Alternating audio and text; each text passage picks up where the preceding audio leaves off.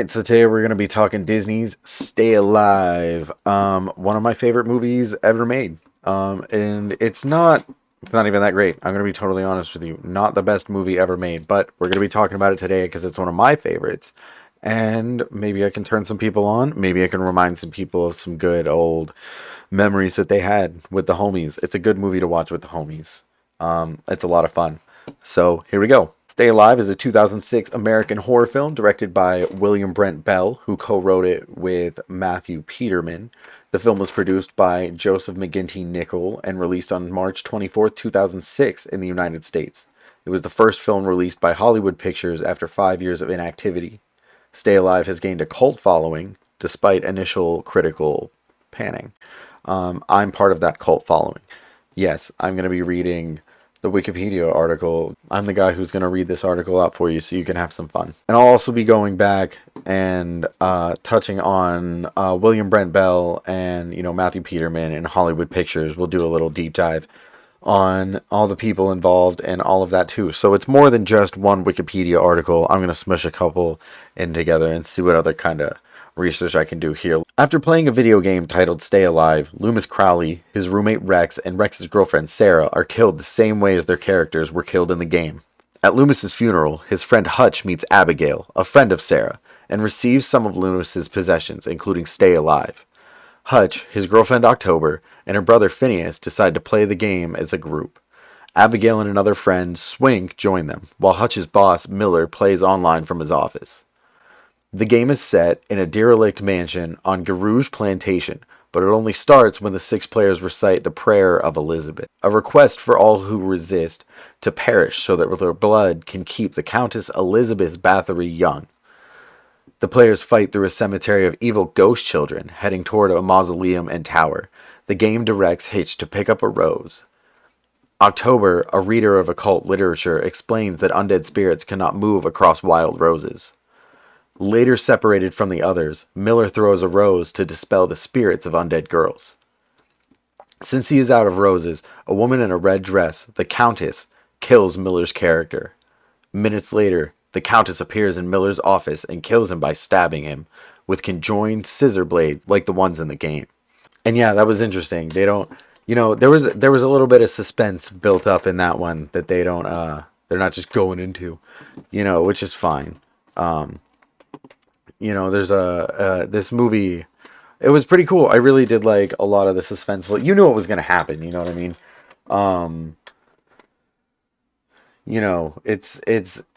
It's a pretty easy to figure out one, plot wise. I also think it's funny that they switch around, a lot of the facts about Elizabeth Bathory. She was a countess in Hungary, apparently, so we'll talk about that a little bit more as we continue on. 2 detectives, Thibodeau and King, question Hutch about the homicide. Hutch realizes that Loomis and Miller played Stay Alive right before they died, and that they died the same way as their game characters did. October researches Bathory and learns that she would drain young women of blood, bathing in it to maintain her youth. Her weakness was mirrors because she could not stand to see herself growing old. Phineas decides to play alone, and despite quitting the game before his character dies, he's killed in real life when a horse-drawn carriage runs him over. The survivors agree to stop playing Stay Alive. However, Detective King ignores Swink's warning and plays until his character dies. King is then killed in his car. Yeah, so the detective comes over and starts playing the game, and he's like, "Oh, it can't be that bad." And then he's like, "Oh shit," because he's not a gamer, so he dies like in 2 seconds. And and then I forget how he dies. You'll have to look that one up for yourself, or watch the fucking movie. Watch the movie. It's such a good movie. Watch the movie Stay Alive. You couldn't pay me to advertise this movie because it's not good, but I like it, and it's a part of history that needs to be watched because it's good. We got the movie where if you die in the game, you die in real life. You know what I mean? So, it's not Silent Hill. It's not like that at all. So, better. Let's continue.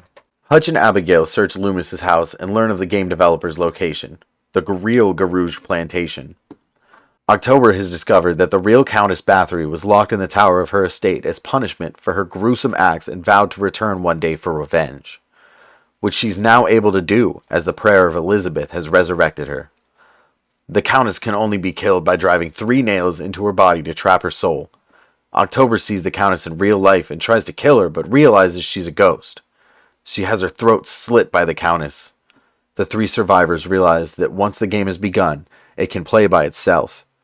Swink stays in a van and plays the game on his laptop to distract Bathory while Hutch and Abigail search Gay Rouge Plantation.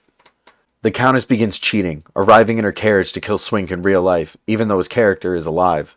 Swink runs, but he falls into a bush of roses.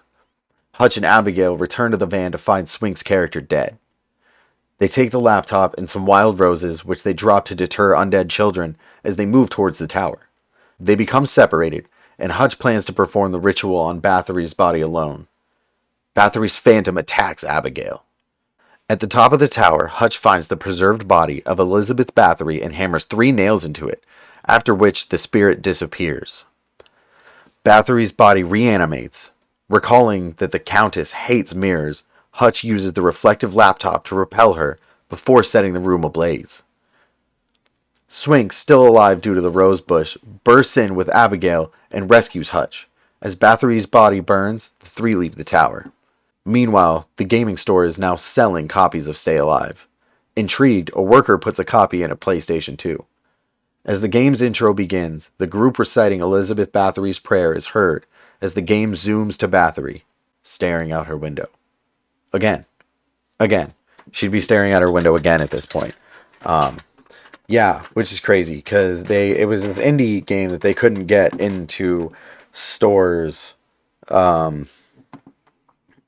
now the stores be playing it, and that's crazy. Theories and opinions. It's crazy that a game could manifest itself via ghost, and I'm a firm believer of that energy can definitely be condensed to create matter in some way. I don't know, it's some crazy shit, but the opening character, his name is Loomis Crowley, and that's wild because it's some Aleister Crowley shit, so they got that. Let's look into this William Brent Bell guy. What else has he done? Stay Alive was like his first known movie. He did The Devil Inside. That's an interesting movie. I'm pretty sure I saw that one. Wouldn't have known it was the same. You know what? Yeah, I would know it's the same guy. He's done Orphan: The First Kill, which is obviously not the original Orphan movie, but probably a prequel. Born in Lexington, Kentucky. This guy. He writes a lot with Matthew Peterman, apparently. His first horror project was with Matthew Peterman on Stay Alive. So that's interesting, and then he just dove right in. His second was The Devil Inside, and he's known mostly for those. So it's cool. He's worked for Paramount and Disney. So Spyglass, he's good movies. Good movies this guy's done. What else has Matthew Peterman done? Let's look at this guy. Oh, he looks excited. He's excited. He's done a lot. Oh, a lot of the, mainly he's known for the stuff that he did with Dude Man. With Dude Man, William Brent Bell. Yeah, and then Hollywood Pictures was founded and owned by Disney. Established in 1989. Studios' films were targeted at adult audiences, unlike most of the family-oriented stuff.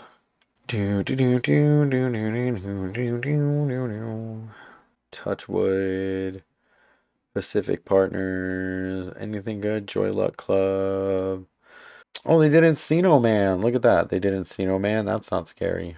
I don't think they did. They did Super Mario Bros. The 1993. Oh, shit. No way. No way. Yeah, I guess they did. Super Mario Bros. In 1993. What else? Funny Bones. I don't know if that's even the monkey one. I'm thinking that's like Monkey Bone or whatever. The Rock. Wow, they did The Rock? No way. That's the Sean Connery, Nick Cage movie. And they did The Sixth Sense. in 1999. 1999 did The Sixth Sense. And then they did a movie called Just Visiting and had like a 5 year hiatus. And then did a movie called Stay Alive and released that in 2006. Look at that. Good fucking movie for me. Okay, so Frankie Muniz. Frankie Muniz is the reason that I or anybody ever watched this movie. Frankie Muniz is Swink. Frankie Muniz is now a racing car driver. That's cool. Born in 1985. My man was in Malcolm in the Middle from 2000 to 2006. One of my other favorite movies was Big Fat Liar. Not an Agent Cody Banks fan, by like, like by a huge stretch or anything, but Big Fat Liar is one of my favorite movies. Paul Giamatti is goat-like, if not the goat. And Amanda Bynes, what can you say? The acting was childish. Oh my god. John Cho. John Cho is in the movie. He plays the director of Big Fat Liar, where Paul Giamatti is the producer, and it's fucking awesome. So many great names. Julia White is in that one. Aside a rooster. So, but no, we're here to talk about Frankie Muniz and Stay Alive. So yeah, Frankie Muniz. I remember he had his band. What's Frankie Muniz's band? He had a band that came through my town when I was a youngin', and they didn't get booed off stage. They got Agent Cody Banks off stage. They just wouldn't yell. They wouldn't stop yelling Agent Cody Banks. Kingsfoil. Oh, he's a drummer. I didn't know he was a drummer. I thought he was I thought he like fronted for a band. Well, I guess he still hangs out with them. He manages. Oh, he manages Astro Lasso, which consists of former members of Kingsfoil. Yeah, I guess that's some through the grapevine shit that I heard that his band got yelled at by fans. John Foster, the lead. Have I seen him in anything else? Don't think so. He is married to Steven Tyler's daughter, not Liv Tyler. Her name is Chelsea Tyler, and that's really interesting. I didn't know that. Born in 1984, so a year older than the Muniz. He's part of an electronic soul duo called Kane Holler with his wife. Kane Holler? I don't know how to pronounce that, but look it up. Look, half sister of actress Liv Tyler, because, Steven Tyler couldn't be holding it down with one lady. No way. Okay, so he's in Terminator 3. Didn't know that. He's a cashier. So that's, you know what I mean. That's probably why I didn't know. What other movies? Even as an extra? Nothing I know. He's on television. He's been on television. Nothing I've seen. Okay. Stay Alive was released in the U.S. theaters on March 24th, 2006. The film opened at number 3 in the U.S. box office with $10.7 million the first weekend. It ultimately grossed a total of $23.08 million in the U.S. and $27.1 million worldwide. Metacritic reported the film had an average score of 24 out of 100, which is not good. Rotten Tomatoes gave it 10. 10% with an average rating of 3.2 out of 10, which is really 32%, but I guess not.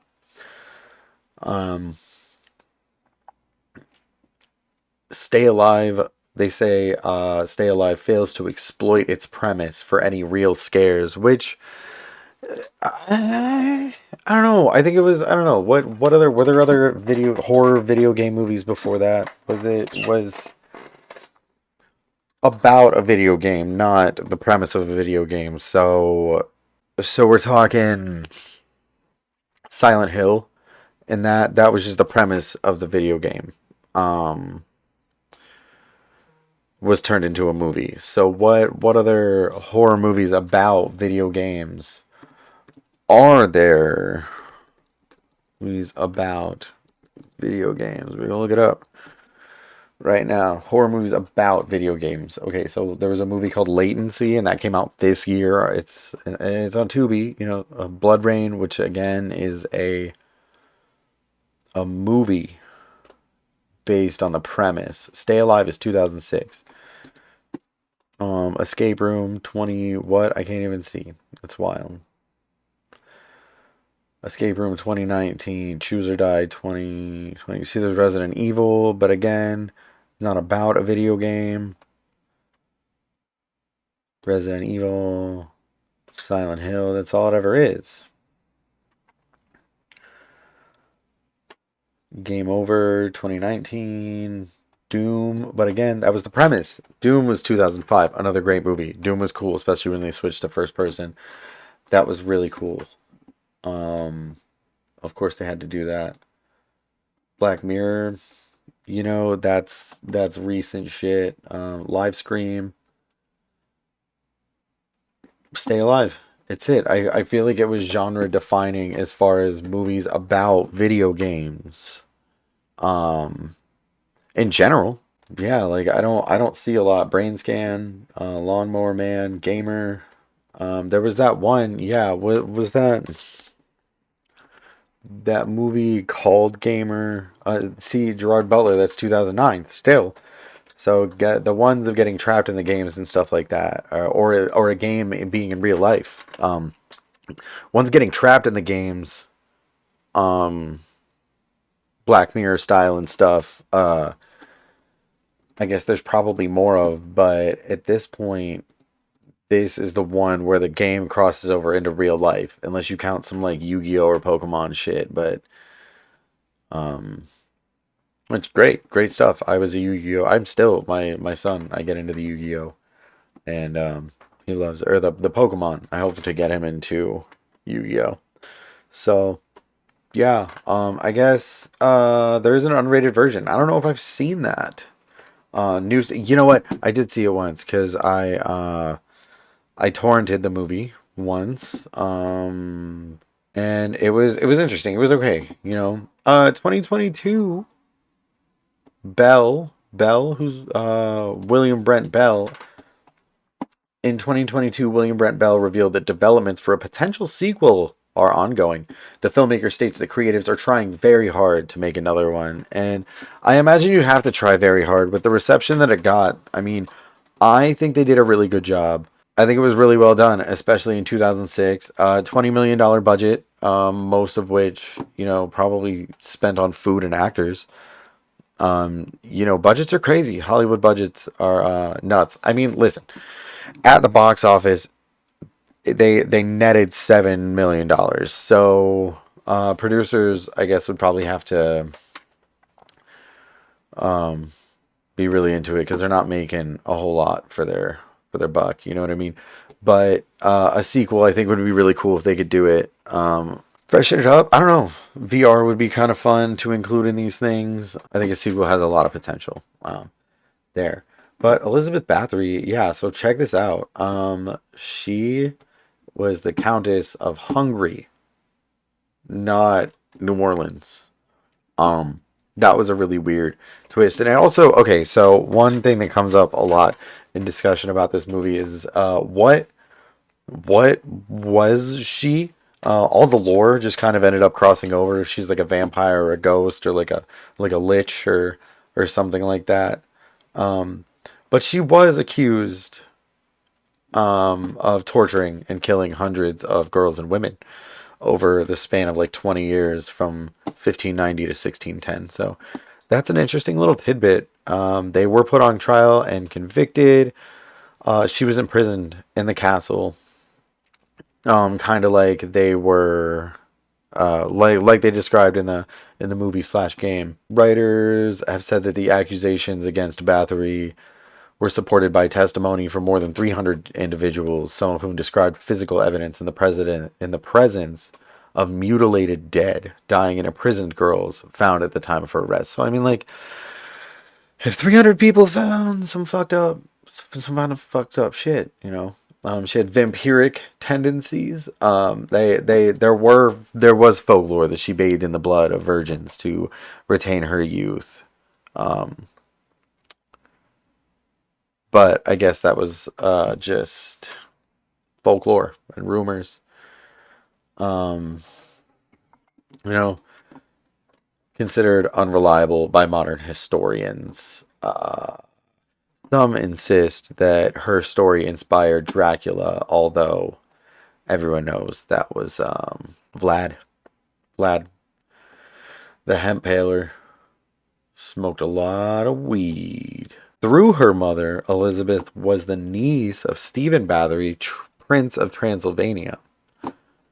So obviously there was some, Vlad the Impaler was from in the Transylvania thing.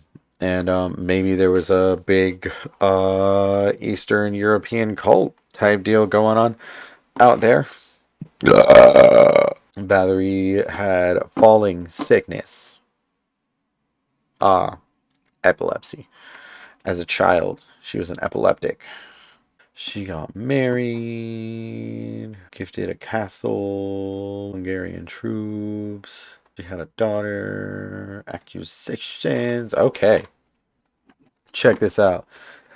Let's talk Elizabeth Bathory. Between 1602 and 1604, after rumors of Bathory's atrocities had spread throughout the kingdom, Lutheran minister Istvan Magyari made complaints against her, both publicly and at the court of Vienna. Vienna, Austria, Vienna, Germany. One of those great things.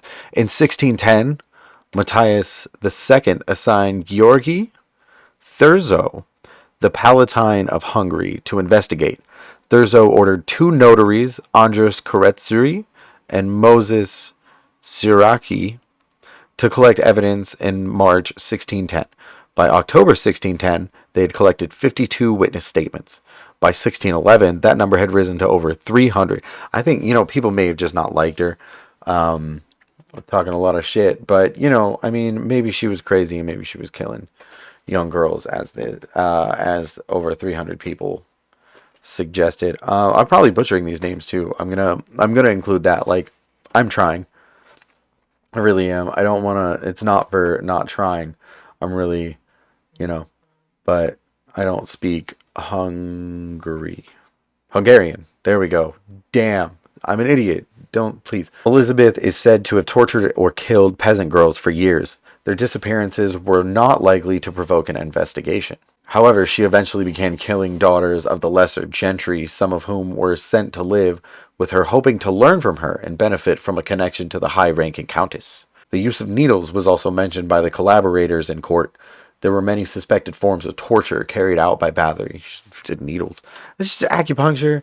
She's helping these girls relax while they learn to read and write and whatnot. Some witnesses named relatives who died while at the gymnasium. Others reported having seen traces of torture on dead bodies, some of which were buried in graveyards and others in unmarked locations. Reports of traces of torture. Traces. That doesn't mean, on December 13th, 1612, Nikola Zrinski confirmed the agreement with Thurzo about the imprisonment of Bathory and distribution of the estate. On New Year's Eve, 1612, Thurzo went to the castle and arrested Bathory along with 4 of her servants who were accused of being her accomplices. According to Thurzo's letter to his wife, his unannounced visit found one dead girl and another living prey girl in the castle. Ugh. But there's no evidence that they asked her what had happened to her. They just took the girl and were like, yeah, you're being tortured. Although it's commonly believed that Bathory was caught in the act of torture, she was having dinner. She was just eating. She eating her asparagus, making her pee smell funny. Initially, Thurzo made the declaration to Bathory's guests and villagers that he had caught her red-handed. However, she was arrested and detained prior to the discovery or presentation of the victims. It seems most likely that the claim of Thurzo's discovering Bathory covered in blood has been the embellishment of fictionalized accounts. Maybe even in his own fictionalized account. Maybe he lied. Cops never lie, you guys. So, he obviously didn't lie about that. He couldn't be lying about that. Why would he lie about finding her covered in blood just to make sure they would capture her, you know. Okay. New Year's Eve, 1612, they went into the castle. Bam, bam. Thurzo debated further proceedings with Bathory's son Paul and two of her sons-in-law, Nicola and Georgi. Her family, which ruled Transylvania, sought to avoid the loss of Bathory's property, which was at risk of being seized by the crown following a public scandal. By the crown, see, that stinks. Having all your assets seized by the crown. Thurzo, along with Paul and her two sons-in-law, originally planned for Bathory to be sent to a nunnery. That has two meanings. But as accounts of her actions spread, they decided to keep her under strict house arrest.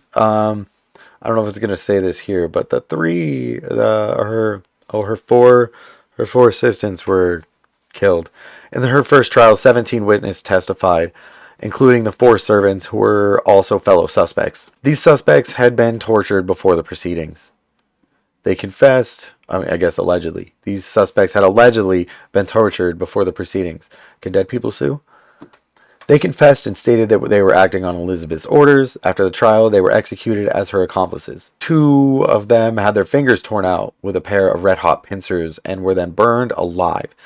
Due to his youth and the belief that he was less culpable, one of them was executed using a much less painful method. One of them was beheaded because he was young. One of the servants, I guess.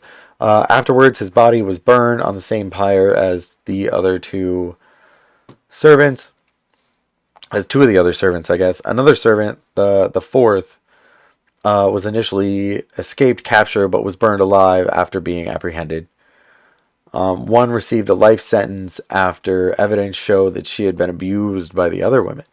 So maybe she was coerced into this alleged torture ring. So that makes what, 4 or 5 servants? I don't know. Like my math makes 5. I can't keep up. So 4 servants were killed. A 5th servant is being served a life sentence, just like Bathory. But Bathory's on house arrest, so she gets to hang out. The accusations of murder were based on rumors. There is no document to prove that anyone in the area complained about the Countess. In this time period, if someone was harmed or someone even stole a chicken, a letter of complaint was written. 2 trials were held in the wake of Bathory's arrest. The first was on January 2nd, 1611, and the second on January 7th, 1611. The highest number of victims cited during the trial of Bathory's accomplices was 650, but this number comes from the claim by a servant girl named Susanna that Bathory's court official had seen in the figure in one of Bathory's private books. So the book was never revealed, and it was never mentioned in the testimony. So there's nothing true about that. On January 25th, 1611, Thurzo wrote a letter to King Matthias describing that they had captured and confined Bathory to her castle. The Palatine also coordinated the steps of the investigation with the political struggle with the Prince of Transylvania. Ooh, there's a political struggle. Did I miss that? Or was it just that they didn't want to get all the stuff taken away? She was detained in the castle for the remainder of her life, where she died at the age of 54. As Thurzo wrote, Bathory was locked in a bricked room, but according to other sources, she was able to move freely and unhindered in the castle, more akin to house arrest. She probably did. She was a countess. They didn't just lock her in a room. Doesn't matter what you do. They don't. It's money. Follow the money. She's good. She's taken care of. She wrote a will in September 1610 in which she left all current and future inheritance possessions to her children. In the last month of 1610, she signed her arrangement in which she distributed the estates, land, and possessions among her children. On the evening of August 20th, 1614, Bathory complained to her bodyguard that her hands were cold, whereupon he replied, "It's nothing, mistress. Go lie down." She went to sleep and was found dead the following morning. She was buried in the church of the castle, or the church of the town, I guess, on November 25th, 1614. But according to some sources, due to the villagers' uproar, Over having the Countess buried in their cemetery, her body was moved to her birth home of Essed, where it was interred at the Bathory family crypt. The location of the body today is unknown, but believed to be buried deep in the church area of the castle. The church and castle do not bear any markings of her possible grave. Okay, so here's some interesting um conspiracy theories. Several authors have argued that Elizabeth Bathory was a victim of conspiracy. One argued that the proceedings against Bathory were largely politically motivated, possibly due to her extensive wealth and land ownership in Hungary, which increased after the death of her husband. The theory is consistent with Hungarian history at the time, which included religious and political conflicts, especially relating to the wars with the Ottoman Empire and the spread of Protestantism and the extension of Habsburg power over Hungary. Moreover, King Matthias owed a large debt to Bathory, which was canceled after she was arrested. Now that's interesting. That is interesting. There are counter arguments made against this theory.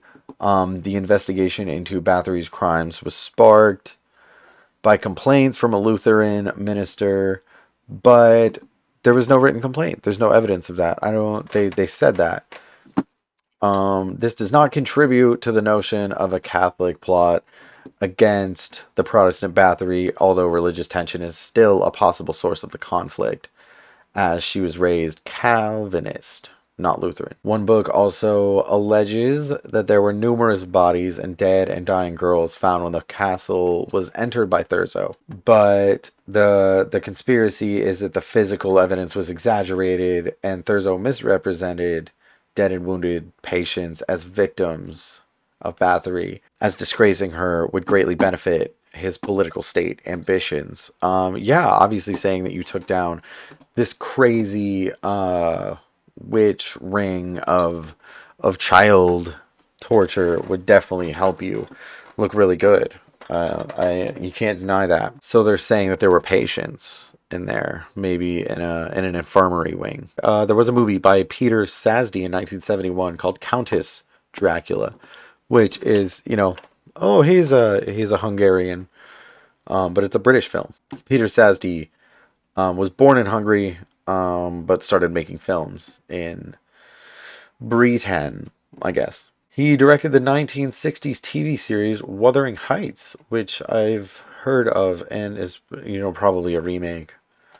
He directed 3 adaptations of Sherlock Holmes, but way back. Looks like way back in the 60s or 70s. This guy. It looks like that's when this guy did his stuff. So the Taste the Blood of Dracula in 1970, before Countess Dracula in 1971. That's really interesting. The Taste the Blood of Dracula being based on the Bram Stoker novel. And then he was like, hey, this is crazy because, there's like a lady version over here named Elizabeth Bathory. And that is why I love the movie Stay Alive, because they lied. They lied about Elizabeth Bathory. I don't know why they did that. Why didn't they could have just made somebody up. The Bathory story is really interesting, but I don't know why they would say Elizabeth Bathory was from New Orleans. It just adds another layer of mystique or something. But that's the only weird thing. And like I said, the crossing over of all of the different. Was she a vampire? Was she a ghost or a zombie? Or what? There was no definitive answer to what she was. And one critique I saw was that she could definitely just pick one. And I don't think that's necessary. I think it's kind of interesting. Next time, you know what? Fuck it. Next time we're talking Cabin in the Woods. If we're going creepy, campy horror movies that I love, next time we're talking Cabin in the Woods. I'll be back.